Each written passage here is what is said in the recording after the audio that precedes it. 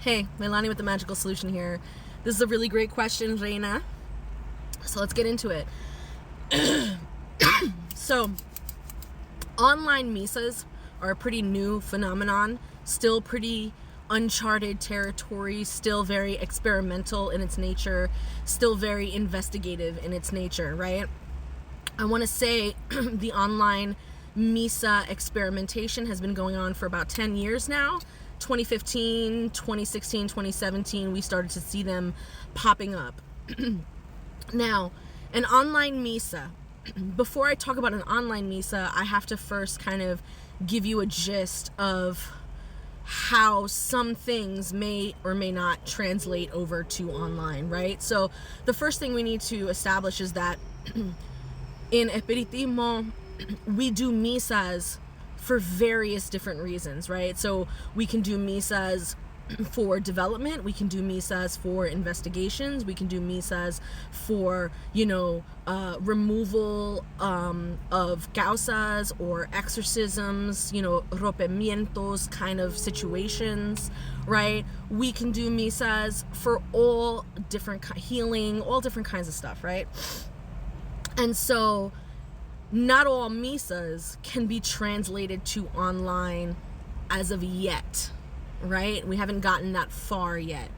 As of right now, the misas that I have hosted myself, have participated in, and or have just simply observed by peers who are also part of this movement, the majority of the online misas that are happening are mostly for development and mostly for the investigation of the spirits in your court. Anything beyond that, there are certain qualifiers, certain restrictions, certain things that need to be put in place in order for the safety of all participants, in order for the technology to work, and in order for, the energy to actually be present across distances, right? So those kinds of things I'm going to leave up to the individual hosts of online misas to discuss, if they choose to, how they go about doing that. Myself, for my personal online misas, anything that goes beyond development or investigation will be performed by a minimum of 7 experienced espiritistas, 7 experienced mediums. And I have that in as a qualifier for a couple of different reasons. Now, what does experienced look like to me in the online world? Now, to me, an experienced espiritista is a medium who has been either a medium since birth or a medium who has been working so long that he or she is very acute. He, she, or they are very acute in their discernment and in their ability to commune and interpret spirit message. What I also mean by experienced is potentially someone who is well versed at being able to express themselves, right? Like, I want mediums who have tact, who can relay a message. And so part of the qualifiers that I require for my mediums is that they be emotionally intelligent, emotionally mature, and have a very good speaking voice, right? I do this for a couple of reasons.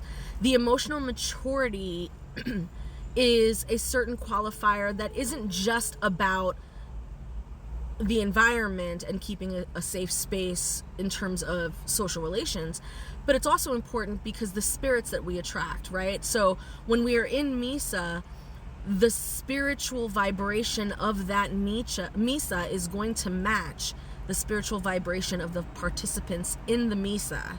And however much we lift up our vibration and however much we lift up the vibration of the space itself, it will never go beyond what the mediums are capable of. And so I prefer mediums who have their mental, emotional, spiritual shit together, so that I'm not over here dealing with that nonsense, right? And then, of course, lastly, and probably the most controversial qualification that I tend to have for the 7 mediums that I will need for anything above an investigation or a development Misa, is a medium who, and here's a controversial take, that can control their mount. Now, I already know by saying that I'm going to receive a bunch of hate mail. I'm going to receive so many stitches saying I don't know what I'm talking about, blah, blah, blah, blah. I am speaking from experience. I am speaking from education. I am speaking from how spirit works. The actual behavior, psychology, anatomy, biology, in social interaction, like all of it. I'm coming from that know-how. And so when I say a medium can control their mount, that's exactly what I mean. Now, does that mean that they cannot get possessed?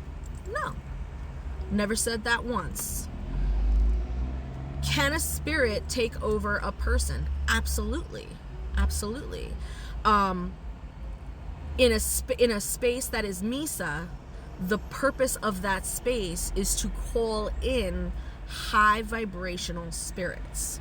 That is the purpose of having a Misa and creating a liminal space. Okay? The difference between, let's say, a Misa versus like a Wiccan's circle or ceremony is, or just any kind of like gathering or prayer group, the main difference is that we utilize the intervention of higher beings. We're not just going into this space to pray, we're going into this space to tune into our mediumship and tune into the beings that walk with us, bring them forth, and then do the prayers and healings and things and whatever we need to do with their presence there. That's the whole point. And so when we're dealing with higher vibrational spirits, they don't have interest in mounting us or possessing us.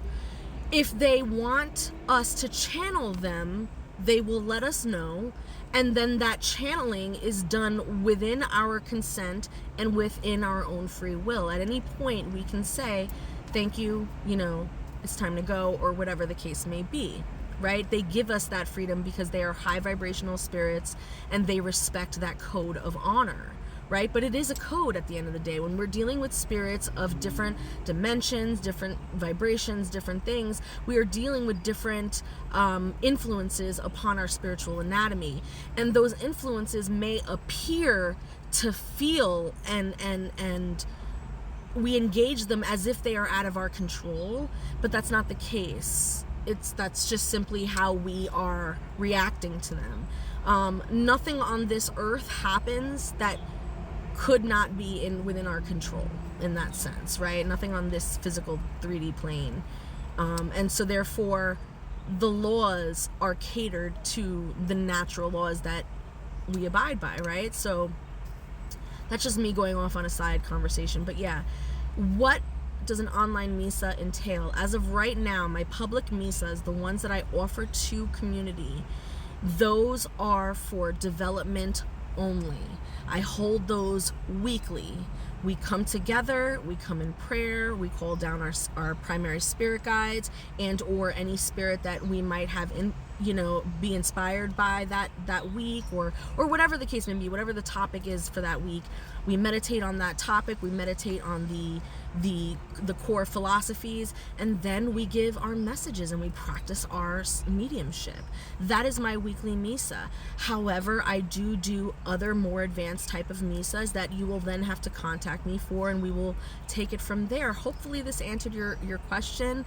It was a really good one, and again, you'll get different answers from different espiritistas who do these online things, but for the most part, this is still a very new and controversial and investigative field, and so bear with us. There's still a curve that we're figuring out, but yeah, thank you so much.